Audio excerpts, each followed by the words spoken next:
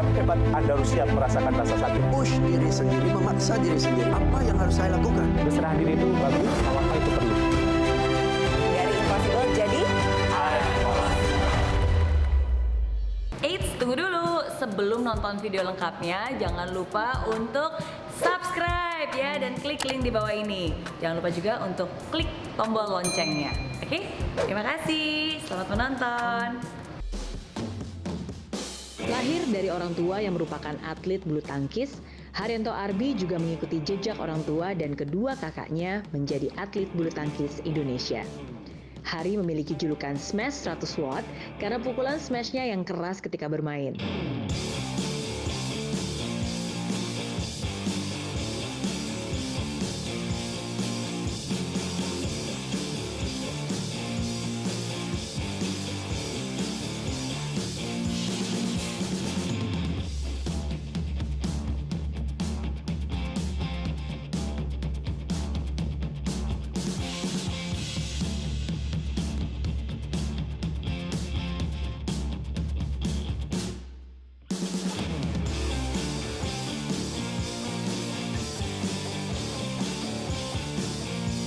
Banyak juga yang menyebut Hari sebagai reinkarnasi Lim Swee King karena memiliki teknik jumping smash yang sama.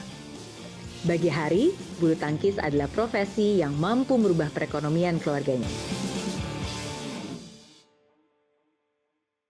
Sudah hadir di sini Haryanto Arbi. Hai Mas Hari. Senang banget nih hari ini ketemu idola saya dari 25 tahun yang lalu. Siapa sih yang nggak kenal Haryanto Arbi, ya kan, pebulu tangkis Indonesia yang sangat luar biasa dengan begitu banyak prestasinya. Terima kasih sudah hadir di Impossible. Sama-sama, makasih. Udah dikasih kesempatan hadir juga. Iya, sama-sama. Cerita dulu nih, kan berangkat dari keluarga yang memang dua-duanya juga atlet bulu tangkis ya. Berarti memang sudah dari kecil cita-cita ingin jadi atlet bulu tangkis. Dulu sih awalnya sih memang ini ya, pernah ikut main bulu tangkis. Tapi waktu awal-awal kan seringnya kan ngeluh karena badannya sakit semua kan. Terus orang tua bapak terutama bilang udahlah stop aja kalau banyak ngeluh gitu. Terus Umur berapa waktu itu? umur 8. Terus ya 2 tahun itu malah waktu itu kan tinggal di kampung, jadi sering main bola. Jadi waktu itu sempat mau jadi pemain bola pengennya. Tapi setelah ada pertandingan di umur 10 ada suatu pertandingan saya ikut nonton, terus ada teman kakak yang bilang kapan main badminton lagi, sudah ketinggalan kalau enggak. Nah dari situ mulai lagi main lagi. Ya. Emangnya seberat apa sih latihannya pada saat itu sampai sakit dan capek? Iya biasanya kan kalau umur 8 itu udah suruh lari juga, jadi fisik iya, teknik juga iya gitu. Akhirnya sempat berhenti berapa lama? 2 tahun. 2 tahun, oke. Dan akhirnya terpanggil lagi. Iya. Mas ingat nggak masa-masa yang paling terpuruk atau paling diingat ketika proses dari sejak kecil sampai akhirnya menjadi juara badminton? Kalau itu sih karena saya dulu dari keluarga yang kurang mampu, jadi dari awal ikut latihan itu kakak yang ngumpulin hasil prize money-nya waktu juara-juara, akhirnya bisa, kan dulu di kampung rumahnya itu ngontrak. Jadi kalau hujan ya siap-siap ember pasti bocor semua kan. Kampungnya di mana Mas Ari? Di Kudus juga. Di Kudus, oke. Terus kakak bisa ngumpulin prize money itu, akhirnya bisa beli rumah yang sampai sekarang ditinggalin ibu. Dan itu juga yang menjadi semangat untuk Mas Iya. Hari akhirnya terjun ke dunia badminton ya, Betul, dan iya. difokuskan menjadi atlet. Iya. Kan padahal kan ayah juga memang udah atlet, masa rumah masih kontrakan gitu. Iya. Ayah dulu apa ya? Awalnya kerja serabutan sih. Terus waktu saya lahir itu sudah jadi mandor di perusahaan itu.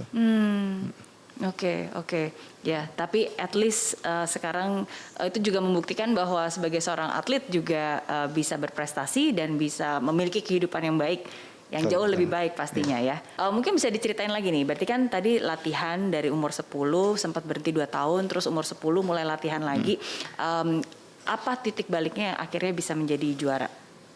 Bagaimana prosesnya? Oh ya, titik baliknya kalau saya waktu itu kan Hastomo menang Thomas Cup 84. Itu kan dianggap kayak pahlawan Thomas Cup lah kata masyarakat. Jadi waktu itu saya sama bapak jemput Hastomo waktu arah-arahan di Semarang.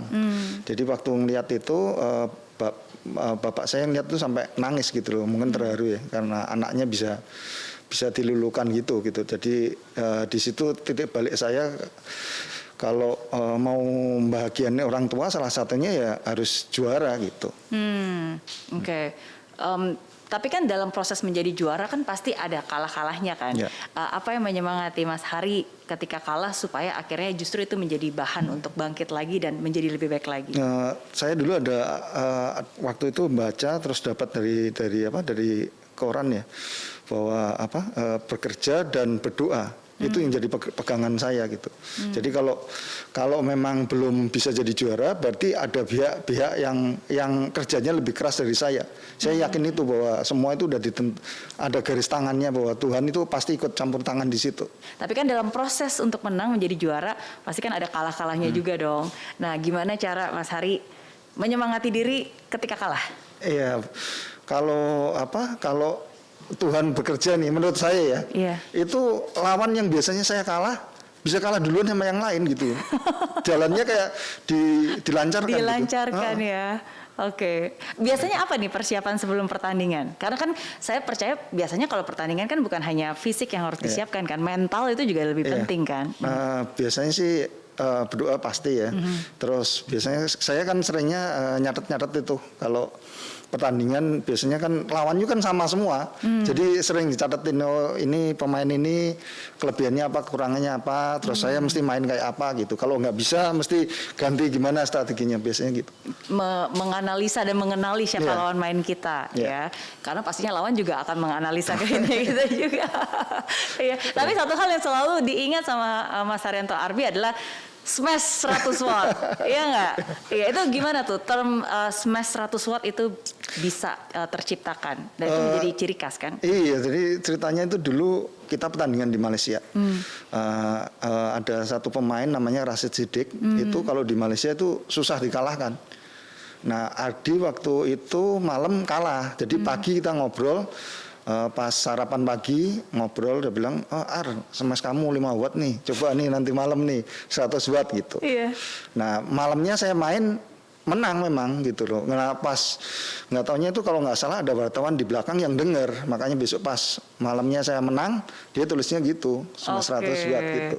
Iya. Dari situ awalnya. Karena kalau smash 5 watt nggak akan cukup untuk mengalahkan lawan yang berat ya, tapi smashnya harus 100 watt. Iya. Gitu. Nah banyak orang pasti mengidolakan dan juga melihat itu sebagai sebuah prestasi. Tapi dalam proses itu pernah nggak sih diremehkan? Pernah. Jadi dulu waktu awal-awal masuk pelatnas sampai ada salah satu pelatih nulis di koran, saya masih ingat tuh dibilang Haryanto Arbi sudah mentok gitu. Kenapa menurut Mas Harbi dia bilang mentok? Iya mungkin waktu pertandingan kan kalah-kalah terus ya. Nah selama 2 tahun itu mungkin nggak pernah menang juara gitu. Dia nulisnya kayak gitu.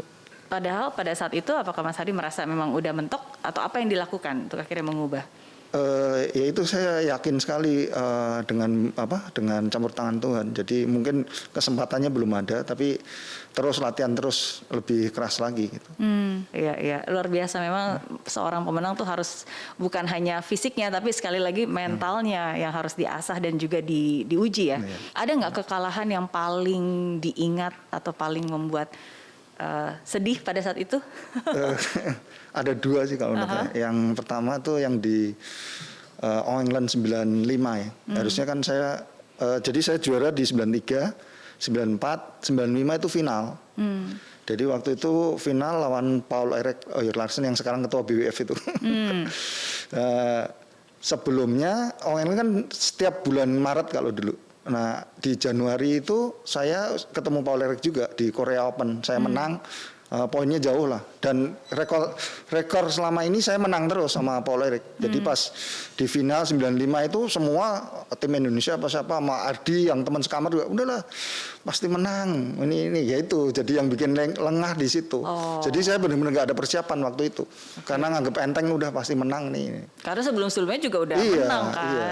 Terus ya pelajarannya di situ bahwa ketemu siapapun kita harus siap dan nggak boleh ngeremehin lawan gitu. Itu bulan Maret, bulan Mei ketemu lagi di kejuaraan dunia, menang lagi. Oke. Gitu. Oke. Ya, jadi memang ya menang kalah itu biasa lah ya. Iya. Tapi yang penting bagaimana itu bisa menjadi pembelajaran untuk kita jadi lebih baik lagi. Oke. Kalau setidaknya nggak jadi atlet bulu tangkis, kira-kira seorang Haryanto Arbi akan jadi apa nih?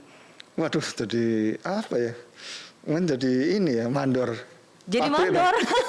Kok mandor pabrik? Ya bis karena memang kita kan dulu dari orang susah, nggak tahu ada ini, nggak ada kesempatan. Makanya saya bilang bahwa bulu tangkis ini nyelamatin keluarga kita semua. Gitu. Jadi kalau misalnya nggak ada bulu tangkis, kemungkinan besar tetap jadi mandor pabrik ya. Bisa jadi. Oke. Nggak Tapi tahu ya sih. Tuhan berkata lain, Tuhan memberikan kesempatan lain. Di aplikasi Mary Riana tersedia lengkap video-video YouTube terbaru saya, artikel yang up to date, quotes inspirasi, koleksi merchandise, workshop dan seminar yang bisa kamu dapatkan free dan download sekarang juga gratis.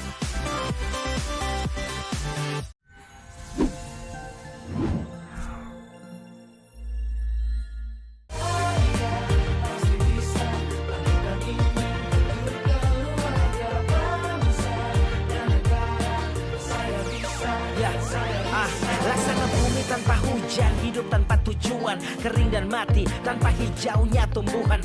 Demikian kalau mimpi tak kunjung terjadi.